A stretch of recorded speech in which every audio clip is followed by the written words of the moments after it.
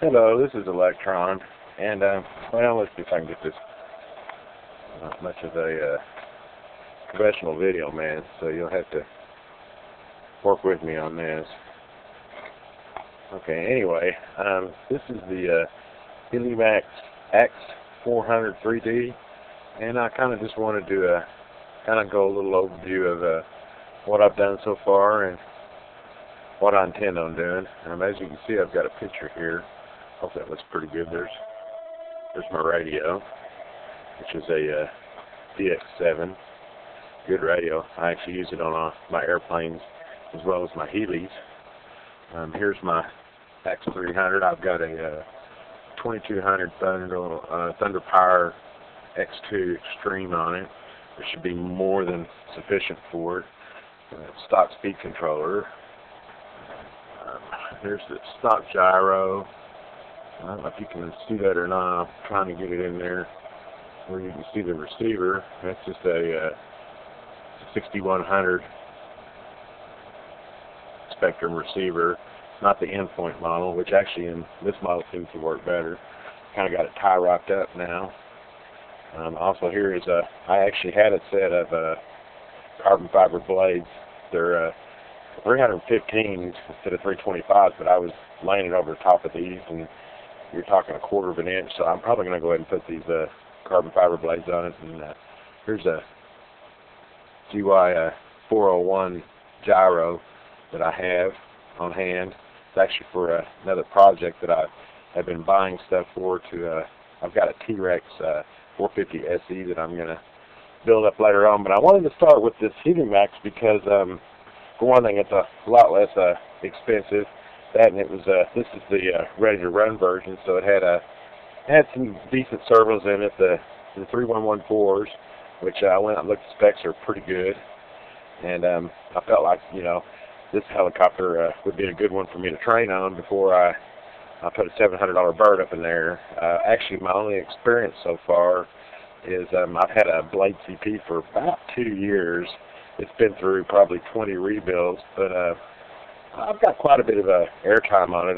I can do hover, basic forward flight, figure eights. That's pretty much my limitation. But of course, I have to wait for a perfectly calm day, and I'm hoping with this bigger 400 or 450. Actually, it's a 450 model. It's the same size as the T-Rex 450 for this 400 Axe, but it's to get out there to maybe 5-mile-an-hour winds where I can do a little bit more outside practicing and get some more stick time, because I think that's what it's going to need. I've got plenty of simulator time too, but simulator time and real time, we all know, is not the same thing.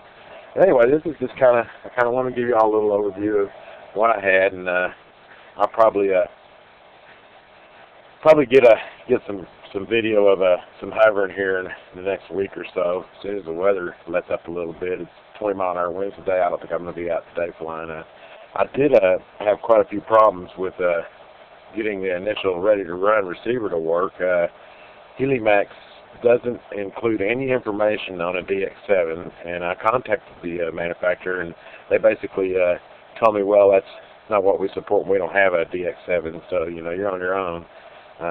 The instruction book did come with stuff for the Futaba S, whatever it is. I don't know. It's a 7-channel Spectrum radio that they include on it. But so there's a lot of trial and error, and I don't know. I think I might have had servos swapped or something, but I spent probably 6 to 8 hours getting the swash plate to work correctly. And I ended up, as it is that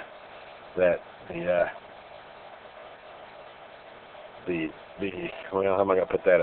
The 360, the 120 swash plate is my 3 servos, which that wasn't too hard to get set in the radio, but it was just getting everything to behave, which finally ended up with a negative 65 on the mix on the swash plate on the elevator, and then I had to reverse one servo, which I believe it was the aileron servo.